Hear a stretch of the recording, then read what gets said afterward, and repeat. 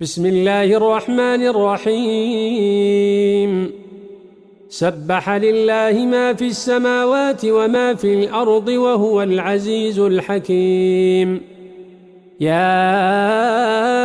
أيها الذين آمنوا لم تقولون ما لا تفعلون كبر مقتا عند الله أن تقولوا ما لا تفعلون إن الله يحب الذين يقاتلون في سبيله صفا كأنهم بنيان مرصوص وإذ قال موسى لقومه يا قوم لم تؤذونني وقد تعلمون أني رسول الله إليكم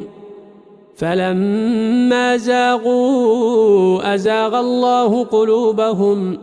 والله لا يهدي القوم